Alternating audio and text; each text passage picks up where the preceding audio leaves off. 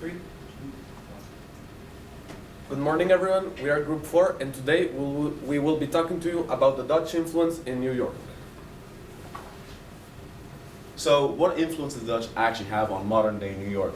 Firstly, culturally, the Dutch had a lot of influence on New York. For example, this is a Dutch tradition called Sinterklaas that was brought to New York by the Dutch when New Netherlands was founded. Furthermore, many African Americans now have Dutch last names such as Van der Vries and Van der Dorp, which are derived from Africans who were brought as slaves to New Netherlands. Likewise, our team discovered a strong relationship with the economics between the Dutch influence in New Netherlands and the current economical system of New York.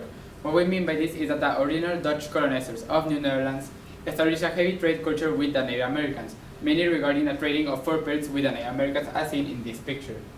Furthermore, we can relate this back to a current economical system in New York, since many have observed what is essentially called a sharing economy, where members of the community of New York share and provide goods and services for each other in the form of commerce. So regarding the political aspect, the Dutch also had a very big influence in the United States, and more specifically in New York. So the paper seen over there is called the Dutch Act of Abjuration. And although you cannot read it, it is very similar to the Declaration of Independence in structure, and it is widely believed that it influenced Thomas Jefferson on the writing of the Declaration, along with other important US political acts. Additionally, there are a lot of founding fathers which arrived from Dutch descent, or which include Dutch ideals, which also influence politics in the United States as a whole, and more specifically in New York. So the research question we initially came up with was, to what extent did the Dutch influence modern-day New York through New Netherlands? And through this research question we came up with this issue. We found that the issue that is present in New York and most of the United States is a misinterpretation of the Dutch influence in the United States and New York. We discovered this issue because we found that many people in New York and the United States do not recognize the influence that the Dutch has had on their country or their city, even though it is a very essential part of their existence as culturally aware members of the community. And after seeing this issue, we arrived at the argument that the Dutch influence and impact should be regarded as more wide and important than what it currently is regarded as today. So we say that this argument is important because we believe that in order to be significant members of a society or a community, these members need to be culturally conscious of their history and the culture from which they stem. We believe that this is the case with the Dutch influence in New York, since by knowing their culture and their history, they are able to become more culturally aware members of their society, which are essentially more valuable members of a community. So through this argument we came up with three solutions. Implement Dutch influence in school systems, New Netherlands Day, which is sort of like a Columbus Day, very similar, and funding for research institutes who research the New Netherlands. So our first solution was implementing Dutch influence in school systems. So the first thing this would aid in is recognizing influence, and furthermore it will also aid us in educating for future generations, which shows continuity. So some of the more pros are that it's very cheap, it's future-proof like I stated before, and the curriculum is always changing, so it shouldn't be too hard to implement in that sense. But some of the cons are that it's very time-consuming to implement, as we need more concrete research, and furthermore it will also be hard to implement because we need to find out what influence they actually had. So, as previously stated by Luca, our second solution is the implementation of New Netherlands Day, which is basically sort of like Columbus Day, which is celebrated once a year, in which when students arrive at school, they are taught about who Christopher Columbus is and the impacts he left behind and the importance he had on the United States. So the creation of the New Netherlands Day would basically celebrate the founding of New Netherlands, and it would educate the public and the children, and it would have a wide reach. So some of the pros that this solution has is that it encourages knowledge, because when someone hears, oh, today's New Netherlands Day, they might be interested to search, well, what is New Netherlands Day? And furthermore, in schools, they will also teach about New Netherlands Day, which would help gain knowledge on the impacts and the influence that the Dutch had on New York. Furthermore, generations will also grow up into it, since it is a yearly tradition, for example in Columbus Day, in which generations yearly are repeated about Columbus Day, and this repetition makes someone think like, well, Columbus must have had a very big impact and influence, since we are seeing him every year. This is the same with the New Netherlands Day. However, of course, there are some limitations, and some of them might be societal and cultural acceptance. in which people of the society might not like this day and might not celebrate it, and there might be some issues with culture in which some people might not want to accept the Dutch culture, and this is one of the solutions we consider to be possible but not plausible, and this is mainly due to the fact that in the 1990s the mayor of New York signed a document in which he stated that each 11th of October would be determined as New Netherlands Day.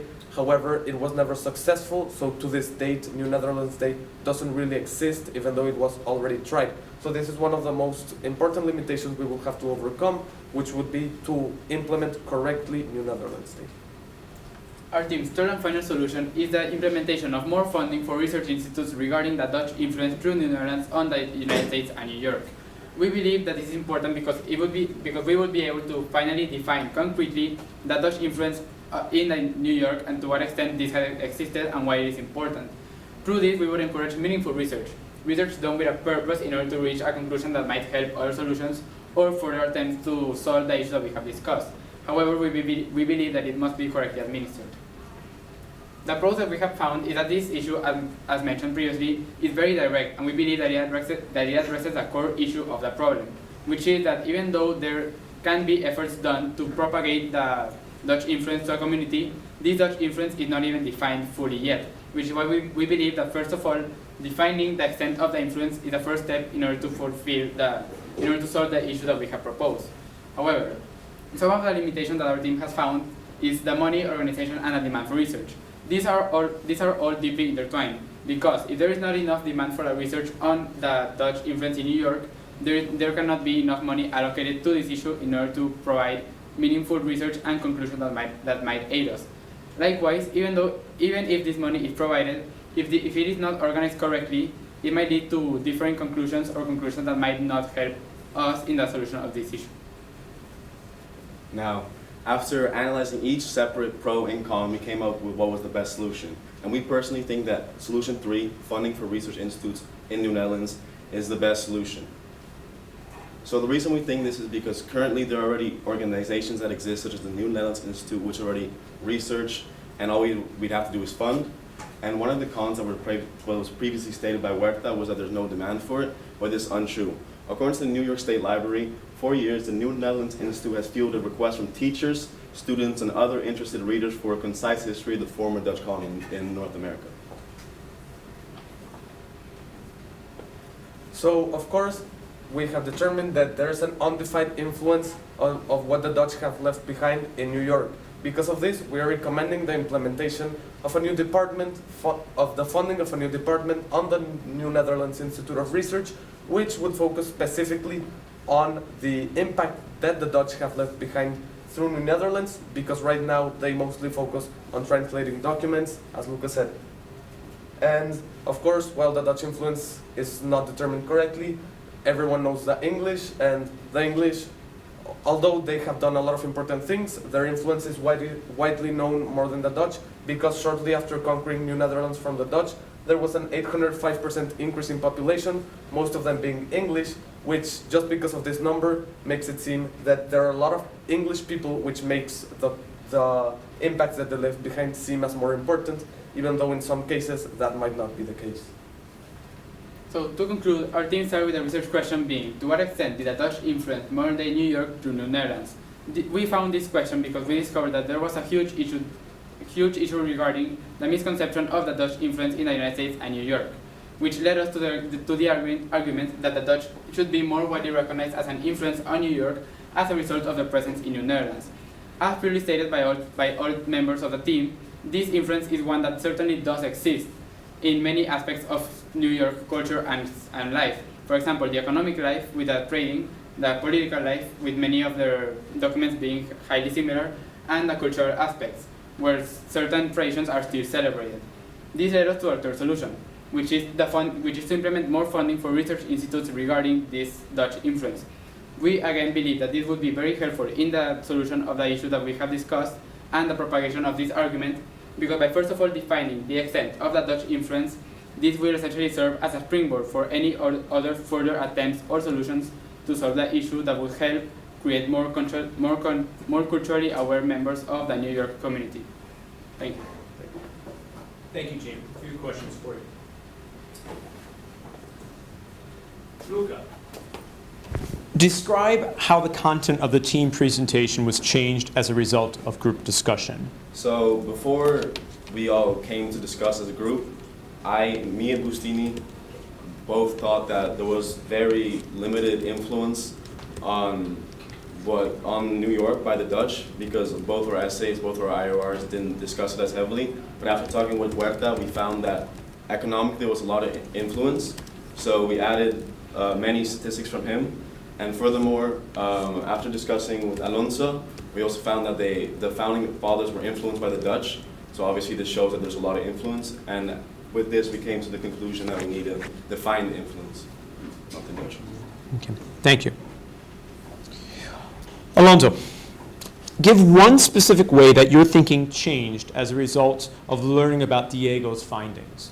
Okay, so as mentioned earlier by Luca, in both my IRR and Luca's IRR, we arrived to the conclusion that there was not a lot of influence on behalf of the Dutch through New Netherlands, which when I read Diego's IRR, this was completely different. So Diego was doing the economic lens, and in the economic aspects, as mentioned in the presentation, the Dutch traded fur with the natives, which basically set the sharing economy, which is still seen to date in New York.